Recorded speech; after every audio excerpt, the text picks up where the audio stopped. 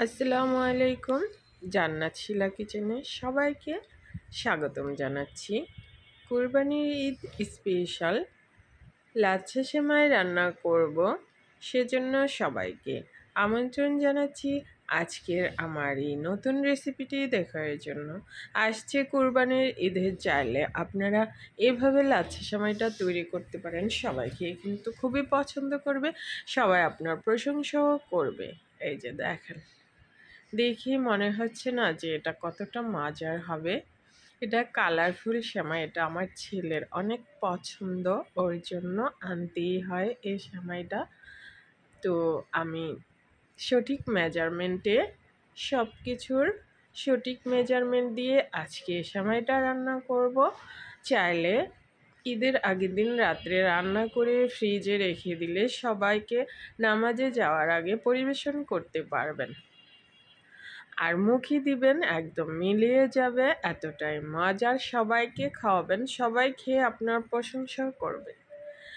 এখন এই যে দুধ বসিয়ে দিয়েছি 2.5 লিটার, জাল করে আমি এখন 1 কাপ দুধ কমিয়ে নেব।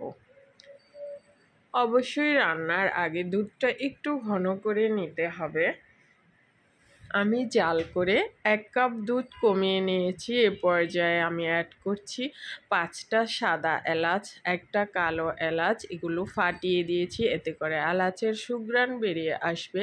3টা তেজপাতা অ্যাড করেছি, 5-6টা সাদা এলাচ, আর হচ্ছে দারচিনি বড় সাইজের 2 ইঞ্চি সাইজের 2 টুকরা, অর্থাৎ 2 পিস। এখন আমি 1 কাপ চিনি অ্যাড করছি।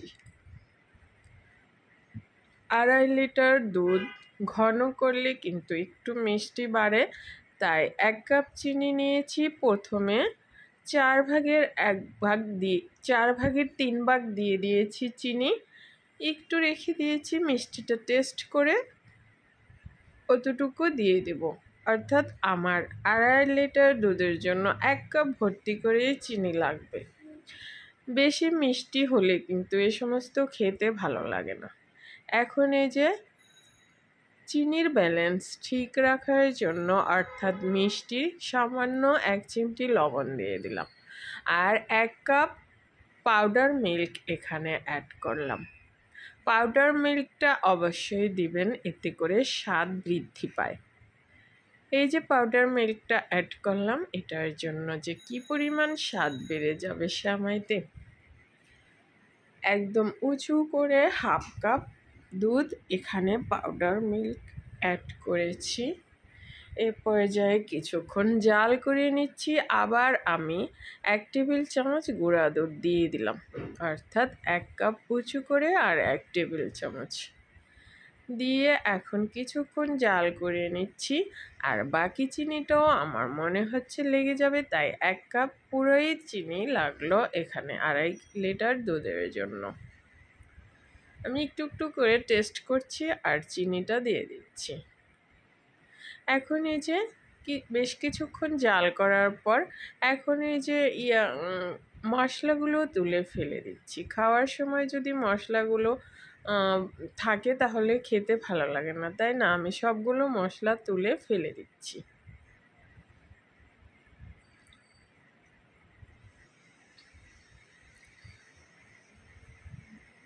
মশলাগুলো ফেলে দিয়ে এখন এই যে আমার দুধটা, আমি এলাচগুলো রেখে দিয়েছি, কারণ এলাচের সুঘ্রাণটা বেরিয়ে আসতে একটু সময় লেগে যায়।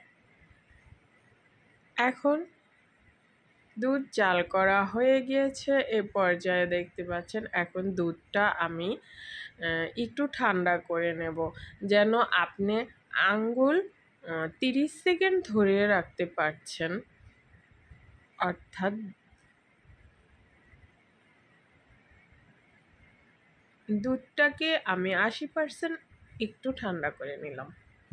এ পর্যায়ে এখন যদি গরম দুধে সেমাইটা ভিজান তাহলে ক্যাতকেতে হয়ে যায়, খেতে ভালো লাগে না। এখন এই যে দুধটা আমার আঙ্গুল সয় এমন পর্যায়ে সেমাইটা ভিজিয়ে দিচ্ছি। এখন এই সেমাইটা আধা ঘন্টা ভিজবে, তারপর আমি পরিবেশন করব। দুধটা একটু টেনে আসতে দিচ্ছি।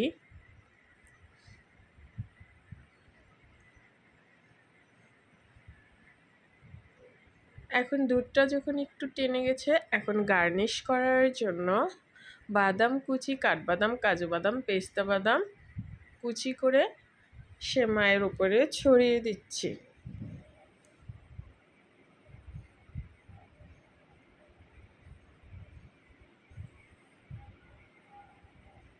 সেমাইগুলো ছড়িয়ে দিয়ে আবার রেখে দিচ্ছি 20 মিনিটের জন্য।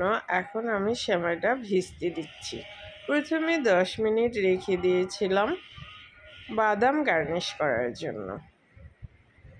এখন আবার এই যে 20 মিনিট সেমাইটাকে ভিজতে দিলাম। এখন দেখেন এই যে দুধ, এখন সেমাই দুধ অ্যাবজর্ব করে নেবে, অনেকটা হয়ে গেছে। দেখেন দুধটা ঘনত্বটা দেখেন, এটা কিন্তু ভীষণ মজার। এভাবে চাইলে আসছে কোরবানির ঈদে রান্না করতে পারবেন, পরিবারের সবাইকে পরিবেশন করবেন, আর মেহমান আসলেও দিবেন, দেখবেন সবাই খেয়ে আপনার প্রশংসা করবে। আজকে তাহলে বিদায় নিচ্ছি। সবাই ভালো থাকবেন। রেসিপি ভালো লাগলে ফেসবুক থেকে ফলো, ইউটিউব থেকে সাবস্ক্রাইব করে নিয়মিত চ্যানেলের সাথেই থাকবেন। আশা করছি সবাই ভালো থাকবেন। সবাইকে ঈদের অনেক অনেক শুভেচ্ছা। আল্লাহ হাফেজ।